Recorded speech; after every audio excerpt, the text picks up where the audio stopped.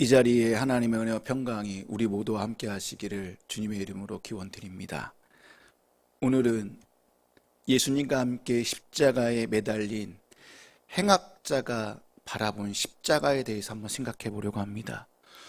주님께서 십자가에 매달려 죽음을 기다리는 동안 수많은 사람들이 주님을 조롱하고 비웃었습니다. 그 중에는 주님과 함께 십자가에 매달린 행악자도 있었습니다. 그런데 맞은편에 또 다른 행악자는 주님을 비방하고 모독하는 것이 아니라 자신의 삶의 마지막 부분을 부탁하고 있습니다. 예수여, 당신의 나라에 임하실 때에 나를 기억해 주십시오 라고 부탁합니다. 그러자 주님은 오늘 내가 너와 함께 낙원에 있으리라고 화답해 주십니다. 이 행악자는 어떻게 보면 마지막 순간에 구원이라는 큰 선물을 받게 되었습니다. 오늘 본문은 어떻게 보면 특별한 구원 사건의 정도로 이해할 수 있을 것입니다. 근데 이 구원 사건을 보면서 어떤 사람들은 이 행악자가 구원받은 것을 보고 이건 좀 아니잖아 라고 생각할 수도 있을 것 같아요. 도무지 이 사람이 선한 일이라고는 하나도 하지 않았는데 이 행악자가 구원을 어떻게 받을 수 있어? 세례도 받지 않았고 믿음의 고백도 없는데, 한 번도 예배를 드리지 않았고 한 번도 성찬도 하지 않았는데, 심지어 교회도 한 번도 나가본 적이 없는데 어떻게 그가 구원을 받아? 또한 그리스도인으로서의 선한 일도 선한 삶도 하나도 살지 않았는데 그가 마지막까지 얼마나 악독한 죄를 지었으면 십자가에 못 박히겠어? 라고 생각할 수 있다는 것입니다. 심지어는 이 행악자의 구원을 보면서 이렇게 마지막 순간에 구원을 받는다고? 이게 과연 맞아? 이게 합리적인 거야? 그럼 도대체 구원이 무엇이라는 거야? 라고 의심도 할 수 있다는 것입니다. 여러분, 예수님과 이 행악자가 나눈 이 짧은 대화의 이 상황을 보시게 되면 그냥 멀쩡한 상황이 아니에요. 육체적으로 가장 극심한 고통 가운데 있을 때에 이루어진 대화였다라는 거예요. 여러분, 이 행악자에게 이 십자가의 극심한 고통보다 더한 고통이 있지 않았을까요? 그런 십자가의 고통에서 서서히 죽어가면서 죽음 이후에 대한 두려움이 있었을 것입니다. 십자가에서 죽는 것보다 더 무서운 것이 그를 사로잡고 있었다라는 것입니다. 그가 십자가의 극한 고통 속에서도 자신의 구원 문제를 주님께 구했다라는 것은 지금의 고통, 이 십자가의 고통보다는 구원의 문제가 더 시급했기 때문이라는 것입니다. 다르게 말하면 이 십자가에서 죽으면 끝나는 것이 아니라 이 십자가 죽음 이후에 있게 될 바로 지옥에 대한 두려움과 무서움이 그를 사로잡고 있었다는 것입니다. 지옥에 가면 영원히 돌이킬 수 없기 때문에 그는 극심한 고통 중에서도 자신의 영혼을 주님께 부탁한 것입니다. 예수님, 주님의 나라에 들어가실 때에 나를 기억해 주십시오 라고요. 여기서 주목할 부분은 뒷부분에 있습니다. 나를 기억하소서라는 말입니다. 이 말씀, 나를 기억하소서, 이 말은 구약에 나오는 표현입니다. 구약의 표현입니다. 하나님은 노아 홍수 때에 홍수가 다 끝나고 난 뒤에 노아와 언약을 맺을 때 이 말을 해주셨고요. 출애굽 사건을 실행하기 전에 보면은 하나님이 언약을 기억했다는 말이 나오고요. 모세를 부르기 전과 후에 언약을 기억하리라는 말씀이 있습니다. 여기서 기억은 우리의 기억이 아니라 누가 기억이에요? 하나님의 기억이에요. 하나님께서 기억하셨다라는 거예요. 그렇다면 하나님의 기억은 피조물과 하나님의 백성들이 구원받는 근거가 된다는 말씀입니다. 시편 98편 3절 말씀을 보시겠습니다.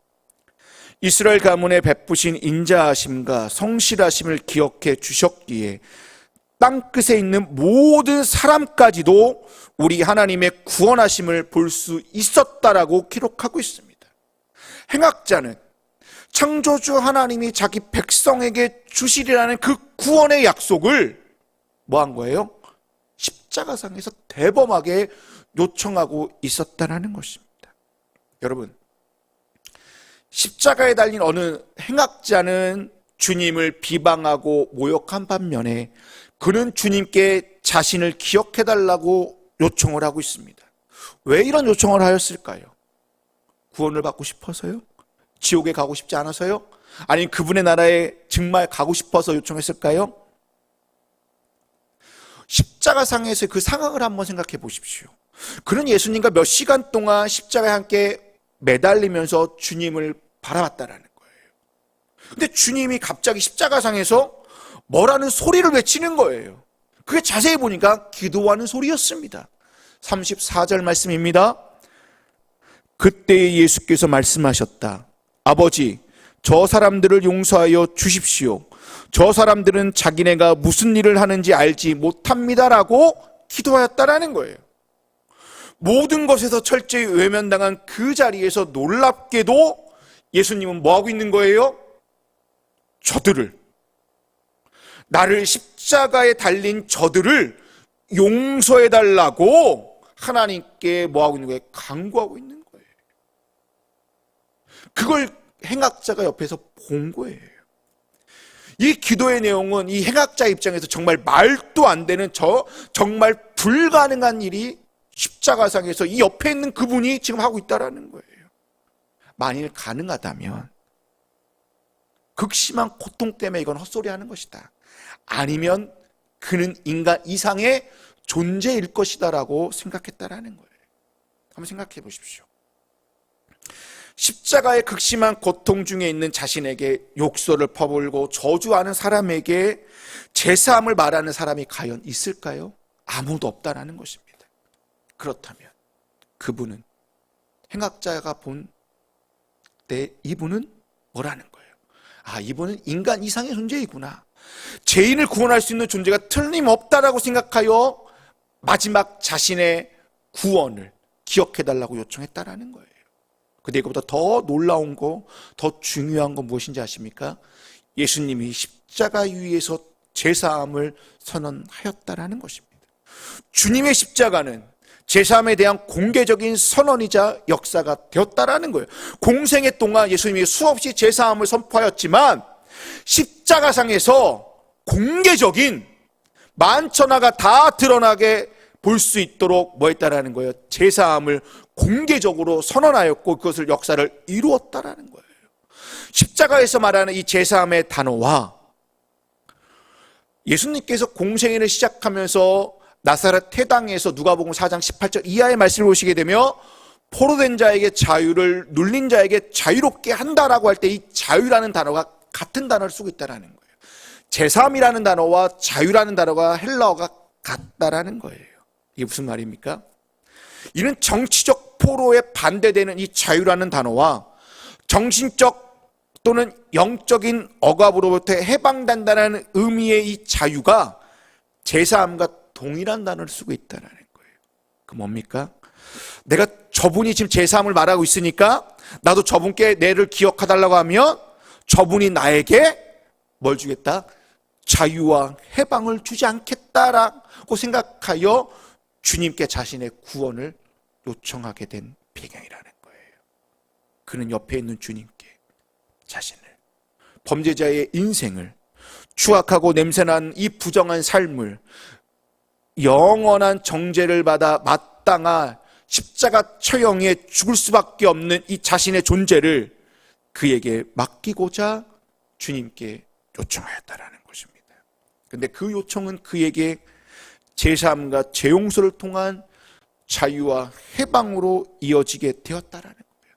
그렇다면 이 행악자가 바라보는 첫 번째 십자가는 어떤 십자가예요? 제사함의 십자가라는 것입니다.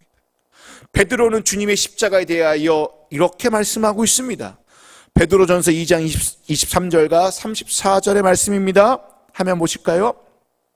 그는 모욕을 당하였으나 모욕으로 갚지 않으시고 고난을 당하셨으나 위협하지 않으시고 정의롭게 심판하시는 이에게 다 맡기셨습니다. 그는 우리 죄를 자기의 몸에 몸소 지시고서 나무에 달리셨습니다. 그 다음 구절이 너무나 중요합니다.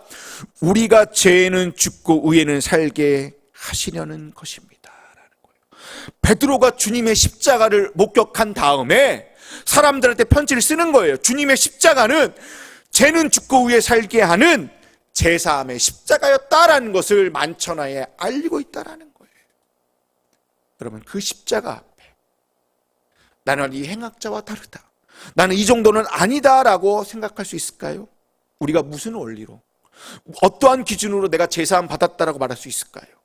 그리고 내가 구원받았다라고 구원의 확신을 자신할 수 있을까요? 여러분, 십자가 앞에서는 개인적인 생각이든 사회적인 간섭 등 아무 소용이 없습니다. 여기서 우리는 주의할 게 있습니다. 나는 행악자보다 낫다라는 생각이에요. 나는 행악자보다 나은 삶을 살고 있어 라는 사람에게는 더 이상 예수님이 필요 없다라는 거예요. 더 이상 예수 그리스도의 십자가의 능력은 아무 소용이 없다라는 것입니다. 여러분, 우리 주변에 보면 나는 옳아, 나는 경건해, 나는 깨끗해, 나는 의로워, 나는 주님 앞에 구원받은 자야 라고 이렇게 자신 있게 얘기하는 사람에게는 더 이상 예수 그리스도의 보혈의 능력이 필요 없게 된다는 얘기예요. 누가복음 15장에 보면은 두 아들의 비유가 나옵니다. 탕자와 탕자의 형의 얘기가 나오는데 마치 이렇게 얘기하는 사람들은 마치 탕자의 형처럼 생각하면 안 된다라는 거예요. 많은 사람들이 나는 탕자가 아니다라고 얘기할 거예요. 근데 잘 생각해 보십시오. 탕자의 형을 한번 생각해 보십시오. 탕자의 형은 난 탕자가 아니야 라고 말하면서 탕자가 범한 죄의 크고 작음을 아버지 앞에서 따지고 있다는 거예요. 우리는 탕자의 형처럼 하나님, 나 하나님 앞에 정말 열심히 교회 다녔잖아요. 헌금과 봉사, 헌신 열심히 했습니다. 착하게 살았고요, 복음 전했고요, 나름 상식선에서 생각하였고요, 나름 교양 있게 살았습니다 라고 생각하는 거예요. 만약 그러한 자들이 천국에 들어가는데 조금이라도 기여한 부분이 있다라고 생각해 보십시오. 우리는 천국에 들어가는 자체가 교만일 거예요. 천국에 들어가서도요, 서로 물어요. 야, 너 뭐 때문에 왔어? 너 뭐 때문에 여기 왔어? 물으면서 거기서도 잘난 척할 것이고 상대방을 무시할 거라는 거예요. 여러분, 하나님은 정확하게 얘기하고 있어요. 천국에 들어가는 근거는 인간의 행위가 아니라 전적인 하나님의 은혜에 달렸다라고 말씀하고 있다라는 거예요. 그러기에 탕자의 형이든 탕자든 우리 모두는 하나님 앞에 뭐라는 거예요? 죄인이라는 사실이에요. 자신이 죄인이라는 사실을 아는 자에게 하나님께서 구원을 베풀어 주시고 은혜를 주시고 하나님의 나라를 약속해 주신다라는 것입니다. 그렇다면 오늘의 이야기가 특별한 구원의 이야기가 아니라는 거예요. 오늘의 이야기는 저와 여러분의 구원의 스토리라는 것입니다. 여러분, 예수님과 함께 달렸던 이 행악자가 바로 나 자신입니다. 그리고 여러분이라는 거예요. 우리도 이 행악자와 똑같이 십자가에 달릴 죄인입니다. 우리도 이 행악자와 똑같은 흉악한 범죄자일 뿐입니다. 나는 범죄자입니다 라고 고백할 때 주의 은혜가 시작된다는 거예요. 나는 범죄자입니다라고 말할 때 주의 능력이 나타나게 되고요, 나의 삶은 변화가 시작되게 되고요, 그분의 다스림으로 말미암아 새로운 존재로 거듭나게 된다는 거예요. 이것이 은혜라는 거예요. 은혜의 시작은 자신이 누구인지 알 때, 자신이 죄인이라고 고백할 때 은혜가 시작된다는 것입니다. 그렇다면 여러분, 주님께서 십자가에서 하신 일이 여러분 이해가 되시나요?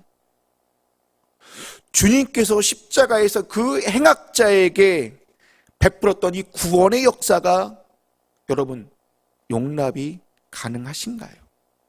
십자가 좌우편에 있는 자들은 분명히 행악자들입니다. 악을 행한 사람이에요. 범죄자예요. 마태와 마가는 그를 강도라고 묘사하고 있습니다. 이들은 유대인의 관점이든 이방인의 관점이든 로마인의 관점이든 아마도 구원받을 수 없는 존재들이에요. 다르게 말하면 메시아 왕국에 들어갈 자격이 아예 없는 자들이라는 거예요. 어떠한 선한 일도 하지 않았고요, 구원을 받을 만한 어떠한 공로도 있지 않아요. 그런 범죄자에게, 사형에 처할 죄를 지은 사람에게 주님은 요청하지도 않은 것까지도 주셨다는 거예요. 그게 뭔데요? 가깝든 멀든 미래까지 기다릴 필요 없다. 내가 엄숙히 너에게 말한다. 내가 오늘 나와 함께 하나님 나라에 있을 것이다라는 그 약속의 말씀을 그에게 주었다라는 거예요. 주님이 그 약속을 주실 때에 그가 어떤 죄를 졌고 어떤 삶을 살았는지 묻지도 따지지도 않았다라는 거예요. 그가 지금 어떠한 모습인지도 묻지도 않았다라는 거예요. 주님은 그에게 아무런 조건과 이유 없이 그냥 값없이 하나님의 나라를 허락해 주셨다라는 거예요. 그리고 그 나라에서 주님과 함께 있게 하시고요, 더 나아가 식탁에 교제를 하게 하시고 그 나라를 영원히 누리도록 하셨다라는 거예요. 그 부분에 대하여 선한 목자교회 유기성 목사님은 십자가에 만난 예수 그리스도라는 책에서 이렇게 말씀하고 있습니다. 화면을 보실까요? 예수님과 더불어 예수님과 더불어 천국에 최초에 들어간 사람은 베드로나 야고보나 요한 같은 예수님의 제자들이 아니었습니다. 예수님의 어머니 마리아도 아니었습니다. 사도 바울도 아니었습니다. 평생 못된 짓만 골라 했던 흉악범, 그 범죄자가 예수님과 함께 천국에 들어간 첫 번째 사람이 되었습니다라고 얘기하고 있다는 거예요. 우리 상식에서 깨는 얘기예요. 우리에게 상식에서는 그자가 첫 번째가 되면 안 된다는 건데, 유기서 목사님은 이 흉악한 범죄자가 주님에 들어간 첫 번째 사람이라고 얘기하고 있다는 거예요. 여러분, 이제 이 십자가는 행악자에게는 제3의 십자가가 아니라 이제 이 십자가는 제3의 십자가에서 은혜의 십자가로 바뀌게 되었다라는 거예요. 정성욱 교수님께서 한눈에 보는 십자가 신학과 영성에서 이렇게 얘기하고 있습니다. 화면을 보실까요? 예수님 옆에 있던 강도 이야기는 이 구원이 얼마나 놀라운 은혜인지 극명하게 보여줍니다. 이 강도는 십자가 위에서 죽어가고 있었습니다. 그는 자신의 구원을 위해 쌓을 수 있는 공로도 없고 행할 수 있는 선행도 없었습니다. 이 강도는 자신의 짧은 인생을 범죄로 일관했고 그 범죄의 대가로 십자가형을 받고 있었습니다. 그러므로 죄인이 제사함을 받고 구원받는 것이 그 죄인의 어떠한 공로와 도덕적 행위에 따른 것이라면 이 강도는 아무런 희망도 없는 절대 절망의 상황이었을 것입니다라고 얘기하고 있다는 거예요. 이처럼 아무런 희망도 없는 절대 절망의 상황에서 주님은 그에게 뭐 해줬다라는 거예요? 은혜를, 아니 희망을 말씀해 주었다라는 거예요. 아무리 최악의 인간이라도 희망을 찾을 수 있고 새롭게 출발할 가능성이 있는 곳이 십자가라고 말씀하고 있다라는 거예요. 그렇기 때문에 십자가는 희망입니다. 그 희망이 우리에게는 은혜이고 그 희망이 구원이고 그 희망이 우리에게는 그분의 나라인 줄로 믿습니다. 여러분, 우리가 아무리 희망을 품을 수 없는 절망적인 존재가 되더라도, 또는 아무리 가까이 할 수 없는 만큼 내가 망가지고 공격적이고 사납게 변한다 할지라도, 아무도 나에게 가까이 할 수 없는 존재가 된다 할지라도, 그런 사람도 십자가에 달리신 주님께 요청하기만 하면 그 요청을 들어주실 뿐만 아니라 요청하지 않는 것까지도 우리 주님은 다 주신다는 것입니다. 그리고 주님은 그런 우리에게 하나님의 나라에 지체 없이 오늘 참여하게 하실 거라고 말씀하고 있습니다. 그래서 십자가는 어떻게 보면 처음부터 은혜로 설계되어져 있습니다. 십자가는 구원의 근거로 털을 닦아 놓았습니다. 하나님 그곳에 아무런 공로와 의무도 없도록 뼈대를 만들어 놓았습니다. 오직 하나님의 은혜만이 있도록 십자가를 우리에게 주셨다라는 겁니다.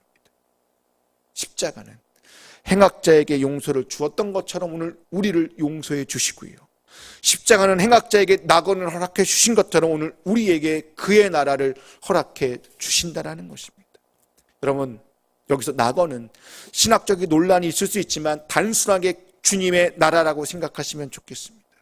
주님의 나라는 자유를 얻는 자들이, 곧 제3을 얻는 자들이 누리는 은혜의 나라입니다. 주님이 그에게 오늘 내가 나와 함께 낙원에 있으리라는 것은 여러분 구약에서 말하는 희년, 영적인 희년을 그에게 주겠다라는 선포입니다. 우리가 아는 것처럼 희년은 50년째 되는 해에 모든 사람에게 자유를 공포하고 토지와 가족과 모든 것이 원위치 되는, 회복되는 법입니다. 예수님께서 행악자에게 낙원을 약속하신 것은 마치 희년의 법처럼 자유와 땅과 제3을 모두 포함한 약속을 그에게 주겠다라는 거예요. 이렇게 생각하시면 돼요. 실제로 이 행악자는 자유를 잃어버린 자예요. 자신의 소유가 없고요, 자신의 가족을 다 잃어버렸습니다. 십자가 처형으로 자신의 몸은 이제 곧 죽게 됩니다. 그리고 사람과 하나님께 아무런 권리를 주장할 수 없는 사람이 되었는데, 주님께서 오늘 내와 함께 낙원에 있으겠다는 이 말 한마디가 뭐였다라는 거예요? 제사함을 받게 되고 자유와 가족과 땅을 되찾는, 마치 낙원에 참여하며 누릴 수 있는 그 복을 받는 자로 변화되었다라는 거예요. 그게 언제예요? 내일이요? 내일 모레요? 아니요. 지금 당장 오늘 주님과 함께 있을 거라고 말씀하고 있다라는 것입니다. 고로 십자가는 인간이 기여할 수 있는 것이 전혀 없는 제로베이스 상태가 바로 십자가라는 거예요. 우리의 공로가 전무한 상태가 바로 십자가고 하나님의 나라라는 것입니다. 오직 그 나라는 하나님의 은혜로만 채워지고, 그 은혜가 십자가로 시작해서 그분의 나라로 완성되는 줄로 믿습니다. 그렇기 때문에 십자가는 하나님 백성인 우리가 새롭게 출발하는 출발점이요, 새로운 시작인 줄로 믿습니다. 여러분, 오늘 우리가 행악자의 시선으로 살펴본 십자가를 보았습니다. 행악자의 시선으로 본 십자가는 제사함의 십자가였습니다. 근데 그 제사함의 십자가가 결국 자신의 은혜의 십자가로 어떻게 되나요? 발전되어 나가고 있었다라는 것입니다. 그 은혜가 주님과 함께 그분의 나라를 영원토록 누리는 은혜라는 거죠. 그 은혜는 십자가 옆에 서 있는 자들에게 주시는 뭐라는 거예요? 하나님의 선물이라는 것입니다. 오늘 설교 제목이 옆에 서 있는 십자가입니다. 옆에 서 있는 십자가는 무엇입니까? 그렇기 때문에 선물인 것입니다. 옆에 서 있는 십자가는 무엇입니까? 나에게는 은혜의 십자가라는 것이에요. 여러분, 그 선물을, 그 은혜를 하나님은 저와 여러분에게 주셨고, 그것을 누리도록 사순절 기간을 우리에게 허락해 주셨다라는 것입니다. 끝으로 에베소서 2장 8절과 9절에 있는 말씀을 메시지 성경으로 읽고 마치겠습니다. 구원은 전적으로 하나님이 생각해내신 일이고 전적으로 그분이 하신 일입니다. 우리가 한 일은 다만 하나님께서 그 일을 행하시도록 그분을 신뢰하는 것입니다. 구원은 처음부터 끝까지 하나님의 선물입니다. 주인공 역할은 우리 몫이 아닙니다. 우리가 주인공 역할을 했다면 우리는 모든 일을 우리가 했다고 떠벌리며 돌아다녔을 것입니다. 하지만 그렇지 않습니다.